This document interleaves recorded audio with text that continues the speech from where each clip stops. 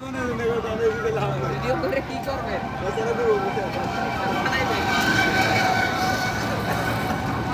এখানে টঙ্গী ময়দানের পাশে আলহামদুলিল্লাহ। তো আমরা আসলাম যে বয়ানের জন্য আসলাম, বয়ান শোনার জন্য টঙ্গী ময়দানে আসলাম সব গুজারিতে। তো এখান থেকে রাস্তার পাশেই এই গাছটা একেবারে দেখেন তাজা পাতা, একেবারে হাজো পাতা দেখা যায়, কিন্তু গাছটা এখন একটু আগেই ভাঙিয়া পড়ছে। আসলে তেমনি কিছুটা বোঝা যায় না, একটা গাড়ির উপরে পড়ছে, গ্লাসটা ভেঙে গেছে। তো যাক আলহামদুলিল্লাহ, মানুষের কোনো ক্ষয়ক্ষতি হয় নাই। এই গাছের গোড়াটা এখান থেকে গাছটা এমনি ভাঙিয়া পড়ছে আর কি।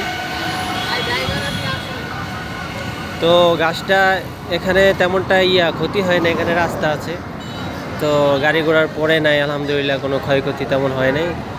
গাড়িতে হালকা গ্লাসটা ভাঙছে। তো এখানের দেখেন একেবারে, তো আমরা যদি গাছের প্রতি খেয়াল না নিই এবং রাস্তার পাশে যে গাছগুলো আছে এগুলো যদি আমরা পানি না দেই, কি সুন্দর গাছগুলো এবং গাছ পাতাগুলো কি সুন্দর দেখাচ্ছে আলহামদুলিল্লাহ। তো এই গাছের যত্ন যদি আমরা না নিই এবং সরকারকে আহ্বান জানাবো, এরকম রাস্তার পাশে যে গাছগুলো আছে, আমরা গাছ এরকম লাগাচ্ছি, কিন্তু সেই গাছগুলো বড় হচ্ছে, কিন্তু তার যদি আমরা যত্ন না নিই তাহলে তো গাছটা কি হয়ে যাবে, ভেঙে যাবে। এই ভাইদের এরা গাড়ির ভিতরে ছিল, তো এদের উপরেই পড়ছে, কিন্তু এরা গাড়ির ভিতরে থাকার কারণে এদের কোনো ক্ষতি হয় নাই, গাড়ির গ্লাসটা ভাঙছে আর কি।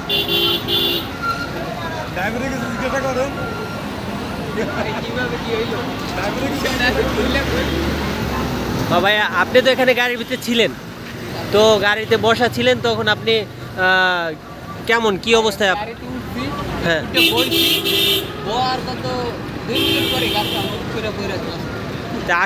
আসলে আমরা রাস্তার পাশে এরকম গাছ লাগানো থাকে, সরকার যদি এর প্রতি খেয়াল না নেয় তাহলে তো আসলে গাছটা কিন্তু অনেক সুন্দর, খেয়াল করলে এদিকে গাছটাকে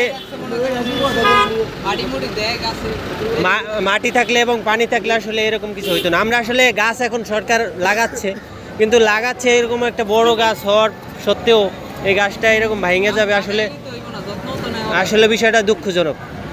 তো সবাই এর প্রতি গাছের প্রতি খেয়াল রাখা আসলে দরকার। আল্লাহ হাফেজ।